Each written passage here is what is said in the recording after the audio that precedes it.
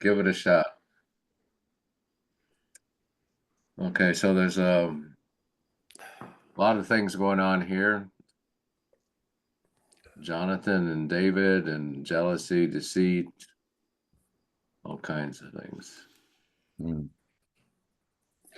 So what are some ways you can tell that someone is being a friend to you only for what they can receive?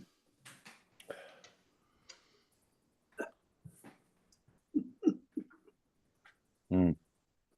Well, I just think that what I think of is when somebody comes to me with that, they've got an ulterior motive, which is besides the goal or whatever we're looking at as far as the end outcome, and you're going, okay, they're doing it for a whole different reason. Yeah. What are some ways you can tell that someone genuinely cares about you selflessly? Sacrifice. Yeah, Their actions. yeah. So what astronaut, sports figure, military hero, or miracle worker, thought that was an odd one, has become a household word to you almost overnight? You think of anybody? I don't know if there are any of those, but it's a household word. It's Caitlin Clark. Yeah, yeah, yeah, that was a good one. So have you ever become close friends with the boss's daughter or son? And what happened? Well, I had to. That one of the schools that I was president of, the owners of the school, their son was vice president. So Oh, I didn't have much choice. And he was probably close to 20. I was probably around 50. He was probably 30. He's about 20 years younger than me. yeah. Worked out great. That was a question too. He was a good guy. Okay, good, good. All right, this would be Rick's part, but very brief. After his victory over Goliath, David enjoyed a short period of favor with King Saul. But when the people began to praise and honor David, Saul's mind and heart exploded into violent jealousy. David's righteous life was like a mirror to the darkened and tormented soul of the king. Saul therefore became increasingly intent upon David's destruction. Using his own daughter to accomplish David's death reveals the depth of disgrace to which Saul had fallen. Okay, so I can read this, Ronka, if you want to. Go ahead, please. All right. Well, it's kind of like the last person having to pay for the breakfast. Yeah. Yeah. Pay the prayer or something. All right. When David had finished speaking with Saul, Jonathan committed himself to David and loved him as much as he loved himself. Saul kept David with him from that day on and did not let him return to his father's house. Jonathan made a covenant with David because he loved him as much as himself. Then Jonathan removed the robe he was wearing and gave it to David, along with his military tunic, his sword, his bow, and his belt. David marched out with the army and was successful in everything Saul sent him to do. Saul put him in command of the soldiers, which pleased all the people and Saul's servants as well. As the troops were coming back when David was returning from killing the Philistine, the women came out from all the cities of Israel to meet King Saul, singing and dancing with tambourines, with shouts of joy, and with three-stringed instruments. As they celebrated, the women sang, Saul has killed his thousands, but David had his tens of thousands. Saul was furious and resented this song. They credited tens of thousands to David, he complained, but they only credited me with thousands? What more can he have but the kingdom? So Saul watched David jealously from that day forward. The next day, an evil spirit sent from God took control of Saul, and he began to rave inside the palace. David was playing the lyre as usual, but Saul was holding the spear, and he threw it, thinking, I'll pin David to the wall. but David got away from him twice. So maybe David returned in the afternoon to try again. I'm not sure. Saul was afraid of David because the Lord was with David, but had left Saul. Therefore, Saul reassigned David and made him commander over 1,000 men. David led the troops and continued to be successful in all his activities because the Lord was with him. When Saul observed that David was very successful, he dreaded him. But all Israel and Judah loved David because he was leading their troops. Saul told David, "Here is my oldest daughter, Merab. I'll give her to you as a wife if you will be a warrior for me and fight the Lord's battles." But Saul was thinking, "My hand doesn't need to be against him. Let the hand of the Philistines be against him." Then David responded, "Who am I and what is my family or my father's clan in Israel that I should become the king's son-in-law?" When it was time to give Saul's daughter Merab to David, she was given to Adriel the Melithite as a wife. Now Saul's daughter Michal loved David, and when it was reported to Saul, it pleased him. "I'll give her to him," Saul thought. "She'll be a trap for him, and the hand of the Philistines will be against him." So Saul said to David a second time, "You can now be my son-in-law." Saul then ordered his servants, "Speak to David in private and tell him, 'Look, the king is pleased with you and all his servants love you. Therefore you should become the king's son-in-law.'" Saul's servants reported these words directly to David, but he replied, "It is trivial in your sight to become the king's son-in-law. I am a poor man who is common." The servants reported back to Saul, "These are the words David spoke." Then Saul replied, "Say this to David, 'The king desires no other bride price except 100 Philistine foreskins to take revenge on his enemies.'" Actually, Saul intended to cause David's death at the hand of the Philistines. When the servants reported these terms to David, he was pleased to become the king's son-in-law. Before the wedding day, David and his men went out and killed 200 Philistines. He brought their foreskins and presented them as full payment to the king to become his son-in-law. Then Saul gave his daughter Michal to David as his wife. Saul realized that the Lord was with David and that his daughter Michal loved him, and he became even more afraid of David. As a result, Saul was David's enemy from then on. Every time the Philistine commanders came out to fight, David was more successful than all of Saul's officers. So his name became well known. So, any initial comments or thoughts on the passage?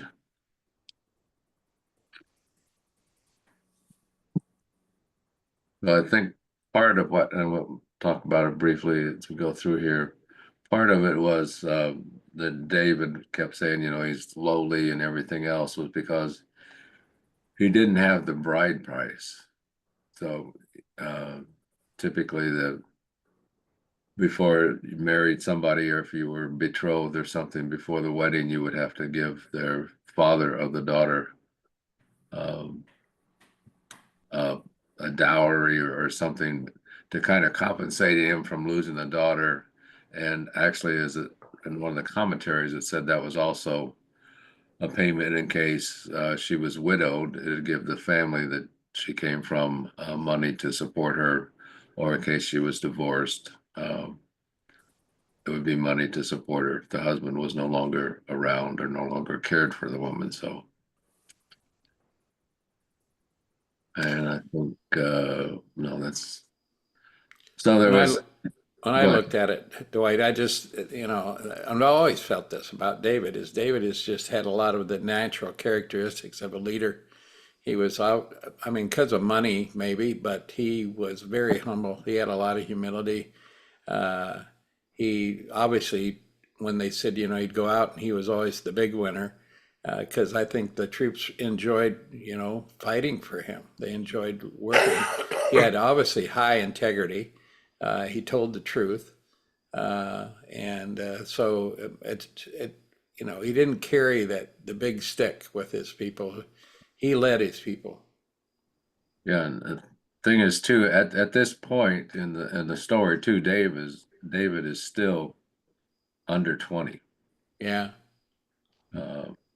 Because just after he killed Goliath, and again, they think he's like 17 or 18 because he wasn't in the military, and when you were 20, you were actually required to join the military. So he wasn't, and he's still much younger than the 20 right now. Well, not much younger, but like I said, he's under 20, so it could be 18 or 17, somewhere around there. That's probably why Goliath referred to him as gangly. He Yeah, was embarrassed that they would send somebody out that looked like him. yeah.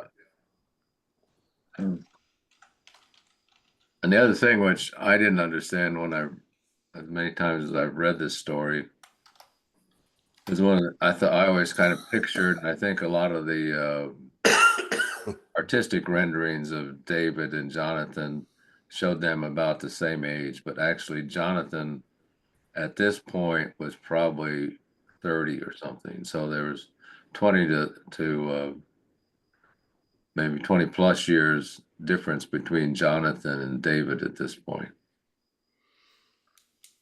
I was just going to mention the spears, the two spears that he threw at him.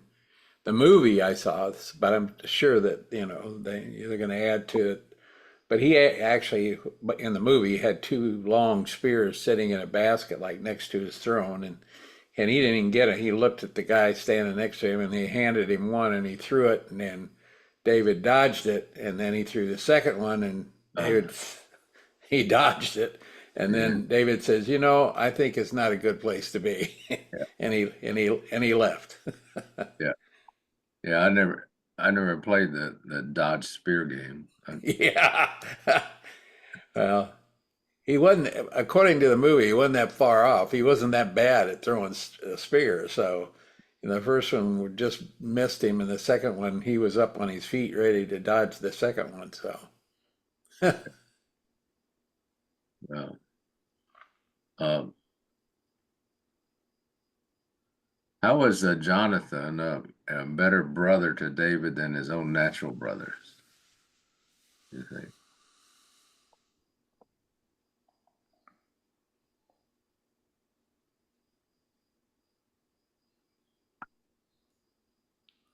well, if that's what is true, they were about the same age. They probably had the same maturation at the same time, and they got to know each other. Here it said Jonathan made a covenant with David because he loved him, and that may be true because of they're growing up with the same age, same likes, dislikes. They probably wrestled together, probably played arm wrestling together. I mean, I don't know. They two of a kind. Yeah, but Jonathan was like 20 years older than David. It's just funny then Yeah, because yeah, I, and maybe he was like, I had an uncle that was 13 years older than me, and I felt like he was like a brother, but yeah, we did a lot together. He'd pick me up, take me with him. yeah. Maybe that was it too. Well, he demonstrates it by giving him the tunic, his sword, his bow, his belt. Yeah. He was carrying of David. Yeah, I have another question about that. So hold that thought there. Put your sword back in. Okay. So, yeah, and Gary Hamlick, another one of the preachers that I use for some of these references here, did spend some time talking about this passage from the perspective that the gay community would, as couch this, refer to this as a homosexual relationship, which Gary went through and explained the words in here as far as loved was one more of a affection. I think was a Greek word, Hebrew word, ahab, it was affection, and it was not nothing implied a sexual relationship here, but a lot of the that community was claiming that this was the case here. So Gary, in one of his Gary Hamrick, in the sermon as he's going through these First Samuel, did spend some time going over that. So why should David be more worried or as worried as Saul was about David's popularity? how should Jonathan be worried?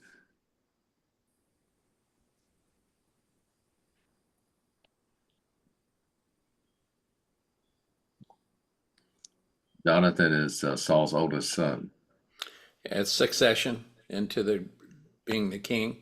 Yeah. Yeah. And then so this runk now, think about, we're going to elaborate on your comment here. In verse 4, Jonathan gave his robe, tunic, etc. to David. How is that similar to Saul giving David his armor in chapter 17? And what do these acts by Saul and Jonathan represent?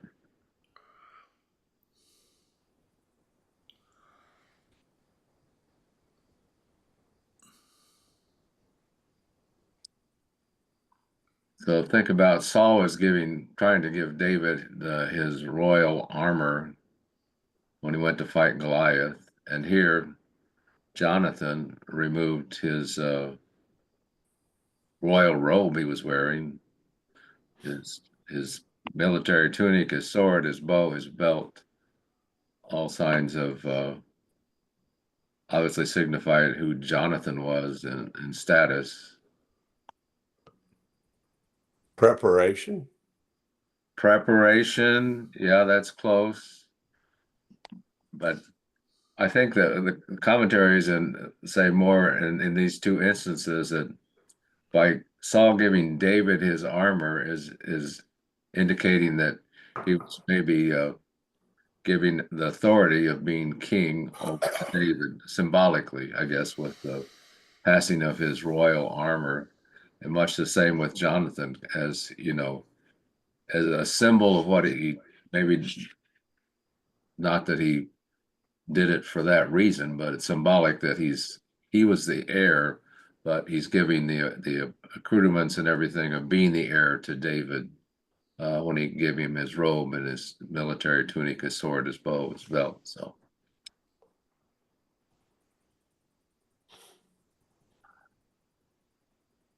what were the women singing as they played and danced? And it's where is it? Where is it? He said, Saul has killed his thousands, but David his tens thousands. Now, I think they were pretty bold. yeah. Well, this is interesting here, and this note also in one of the commentaries is the Hebrew poetry is structured with parallelism rather than rhyme. So since 10,000 was the customary parallel for 1,000, and they gave a couple other references here in Deuteronomy, Psalm 91, and Micah 6:7. 1 Samuel 18:7 is simply a poetic way of saying Saul and David have slain thousands. So it was kind of like a chorus or song or something they chanted, but they just kind of meant the same thing. I mean, everybody, the custom of the time would not think that actually David killed tens of thousands compared to Saul's thousands. It's just that they both killed thousands. So they said it's a measure of Saul's insecurity and jealousy that he read the women's intentions incorrectly and took offense, because they weren't saying that to make offense. It was just the way they did a poetry or made a rhyme in those days. So That verse strikes me because it's only yesterday that I was listening to a sermon where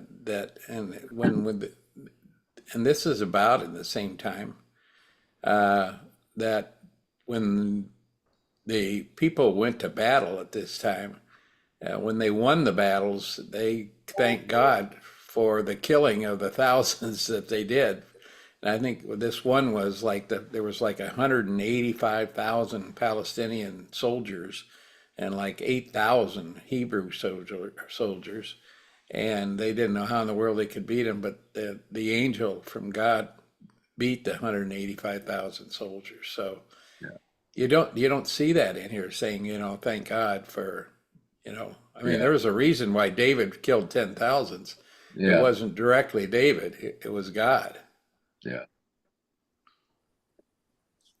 But all right, I let's see. think the women were singing "We Will Rock You" by Queen. Yeah, That would make Uh, sense, The Rock. yeah. Well, I think actually that song was in some Lancelot movie too, or something with Yeah. the guy that's actually, I think he killed himself. But anyway, so how did Saul react in verses 8 through 9? And uh,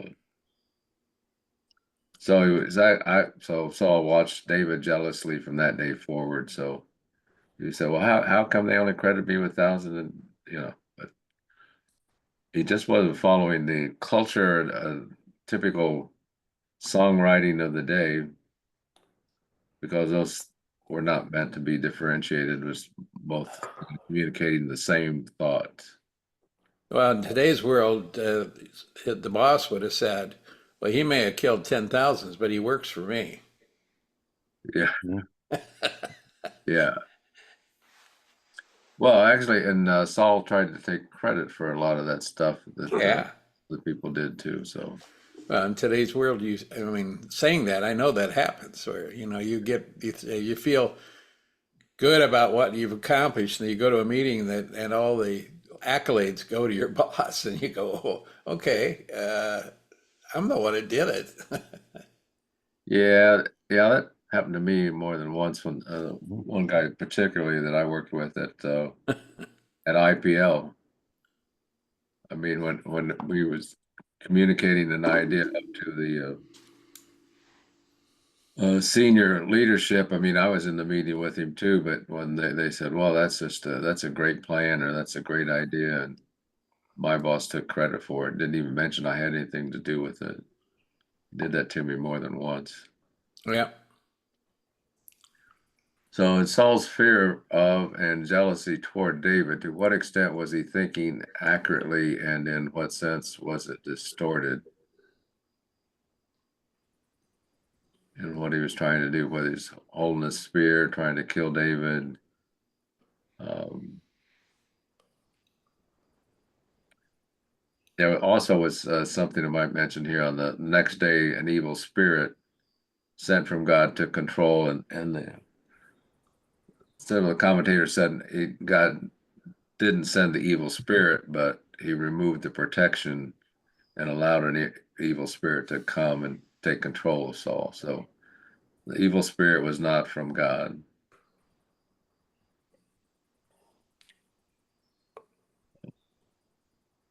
So his thinking was kind of distorted. He was jealous. He was envious of David. He felt threatened by David.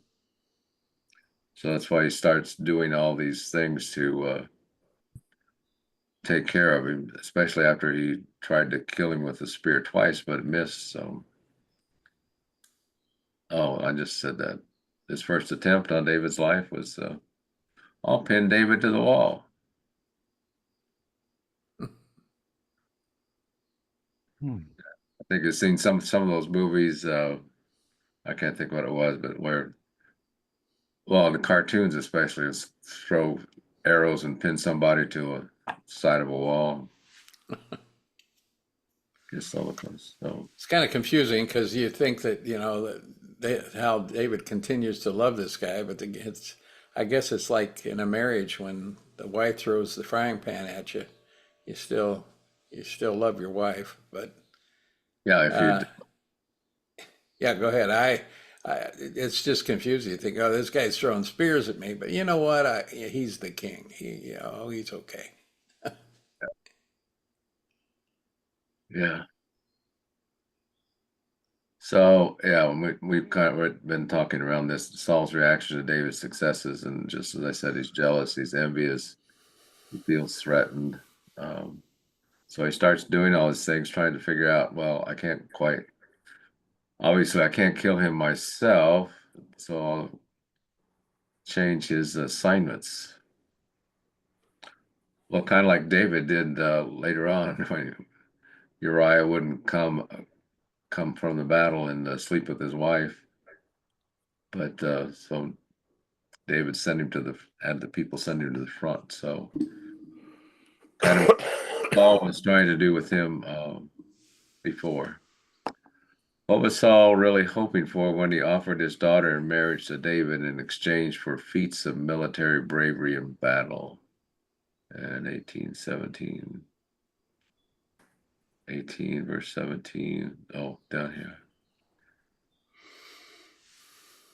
So Dave, it isn't clear why that other guy married Merab, but Saul told David, "Here's my oldest daughter, Merab. I'll give her to you as a wife if you will be a warrior for me and fight the Lord's battles." But Saul was thinking, my hand doesn't need to be against him. Let the hand of the Philistines be against him. Let somebody else kill him. Yeah. The setup. Yeah. So what was David's attitude towards the rewards and honor offered him by King Saul?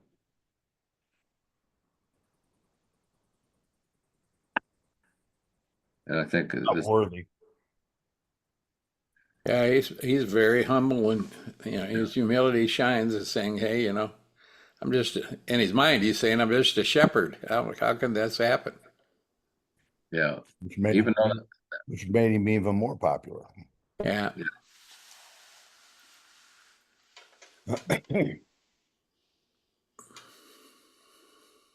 so I didn't quite understand why Merab was given to Adriel instead of David, unless Saul had talked to Merab about getting her a husband, and when David didn't jump on that, although that was supposed to be part of his reward of killing Goliath, if you recall. Yeah. Adriel, obviously, knowing Saul, Adriel, I think, must have had something Saul wanted. So, Yeah. he didn't do anything without having something in it for him. So I have a feeling he must have had a large treasure chest or something. Yeah. Okay. So now, let's see what the question is. First question. What was Saul's distinct purpose of giving his daughter Michal to David? Again, so didn't work with the first daughter, so she'll be a trap for him, and the hand of the Philistines will be against him. So said to David again, a second time, you can now be my son-in-law. And again, I would talk to him when I was after the reading. I said, well, David, his family maybe was kind of poorer, and again, yes, David was humble, but he didn't have the money for a bride price. So he had his people to kind of talk to David and encourage him, and so that he kind of had a right to marry the king's daughter, some poor man who was common.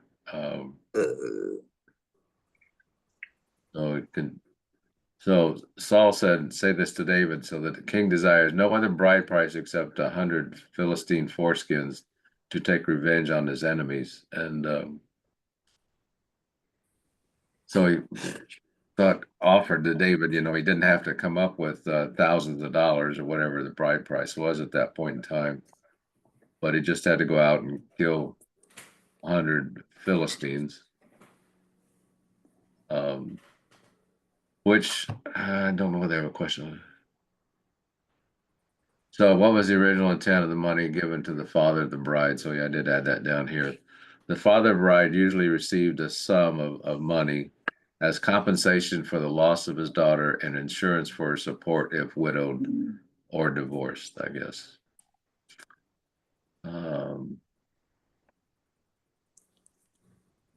again, why does Saul again offer one of his daughters to David, and why does David continue to refuse? Oh, we've kind of overtalked that. Do you think David suspected Saul's motives? I would hope. Yeah, well, yeah, I would hope he's aware. He's an intelligent guy. I think that through what we know about the history after this, he surely had to know something was going on. He's not an idiot. I mean, it's amazing to me that how smoothly it did go, where he just, the other part that I wanted to talk about, he was such a great general as being of his soldiers that, their battles with the Philistines was so successful that even the Philistines had a tremendous amount of respect for David. Even though he was on the other side, they knew he was dangerous. Yeah, and that just reminded me of something else that commentator said about why Jonathan and David, such great friends, is that if you remember, so Jonathan was also a great general, and Jonathan, in that one battle, he did go to God or thanked God for helping him conquer the must have been the Philistines early on too. So he and David were kind of the same mind. They realized that they were both great generals, and they also attributed their success to God, or they realized that God was the source of much of their success against the Philistines. So that also kind of drew them together, whereas Saul was always wanting to take credit for his military victories.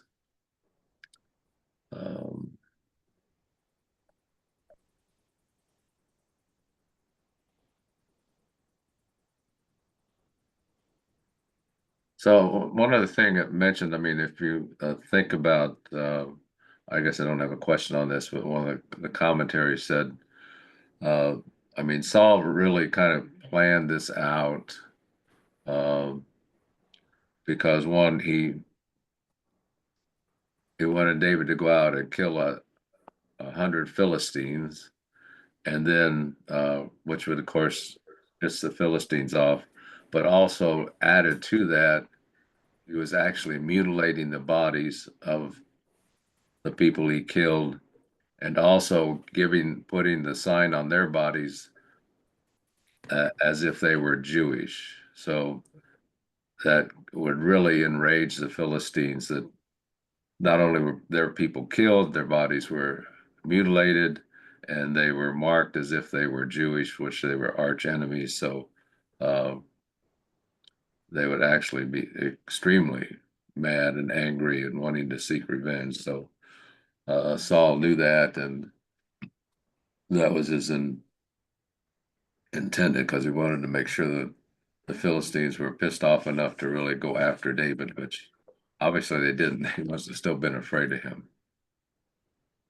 So I was kind of wondering, it brings back the 200 foreskins, whose job it was to count those, but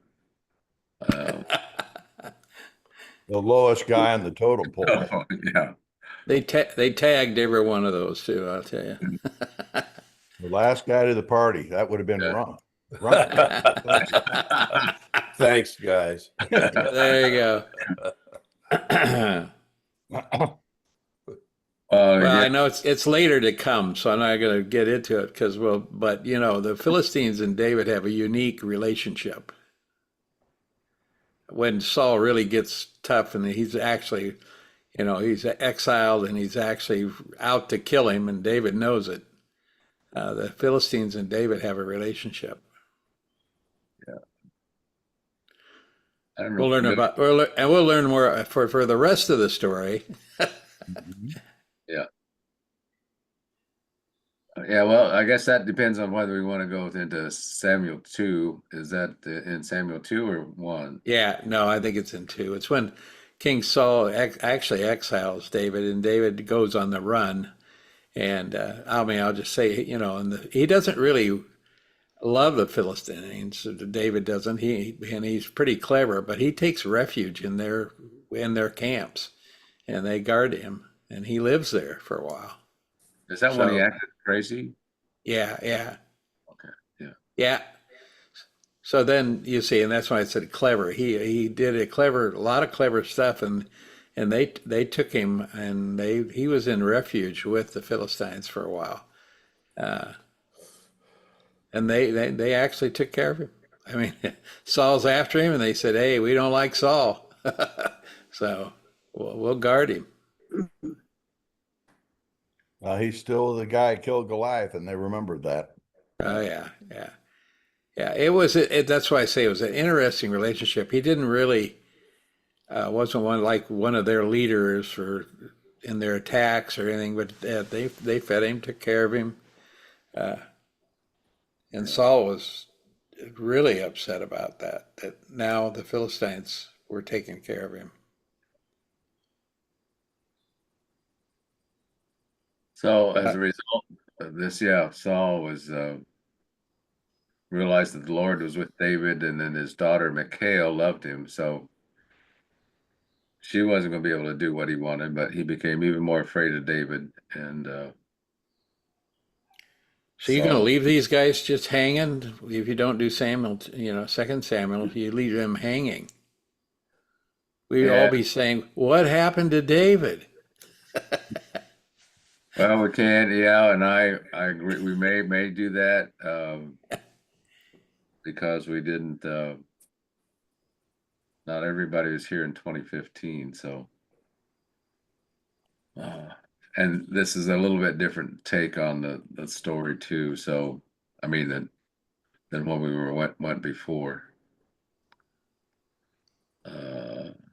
So actually on this lesson too, there's several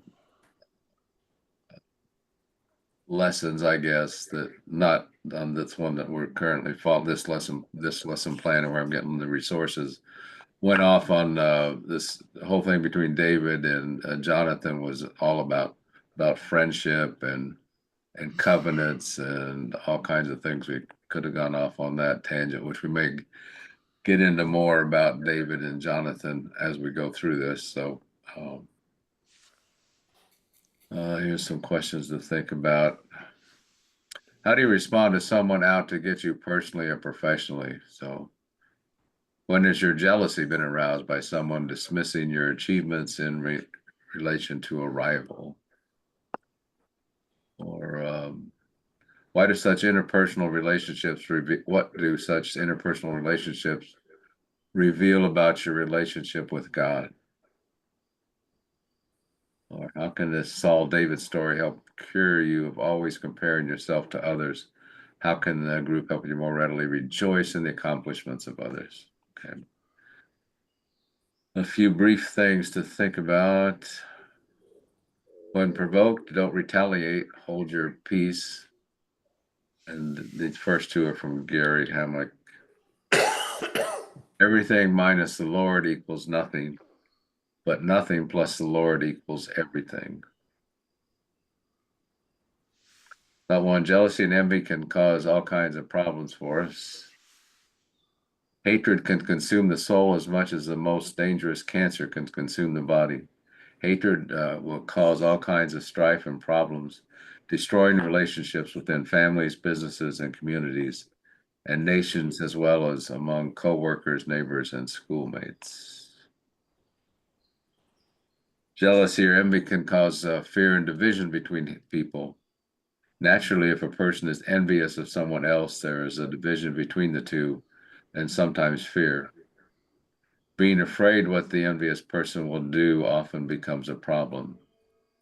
For an envious person may lie, steal, or cheat to get what he or she wants. Envy may lead a person to slander, ridicule, persecute, abuse, and assault, and even murder to get what he or she wants. Jealousy or envy will give rise to lies and deception. If we are jealous or envious of a person, we may be tempted to lie and spread rumors in order to hurt and damage the reputation of the person and thereby gain an advantage over him. Or we might attempt to deceive the person in order to hurt him or to secure his property, wealth, position, or honor. And this is from Augustine. A friend is to be loved freely for his own sake, not for the sake of something else. So that's not like making friends with somebody to gain something, kind of like if a lot of people that are, you see it with some movie stars or singers, rock singers, they have an entourage and people just kind of hang out with them because of their money. And I think that was it Mike Tyson, I think, is probably one too, where he had a big entourage all the time and still he was no longer making lots of money and then they all fell away. So okay, any other thoughts on the passage? Samuel and I mean Saul and David so far, Jonathan.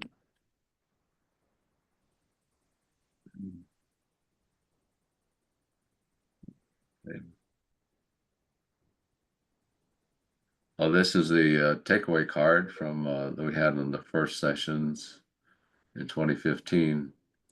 Our first encounter with David, we see the first example of God's grace toward David with his anointing over his older brothers. Then we later see when David goes to battle Goliath in 1 Samuel 17, all those gathered here will know that it's not by the sword or spear that the Lord saves, for the battle is the Lord's, and he will give all of you into our hand. Then in this chapter, in everything he did, he had great success because the Lord was with him. Now, it may seem that David has been pretty good up to this point, but God's provision and David's success was not something he earned, but it was a gift of grace. Okay, any other comments on the passage? So you don't want to, I guess we'll have to finish the story of David then, I guess. Okay, we can stop recording now, I guess.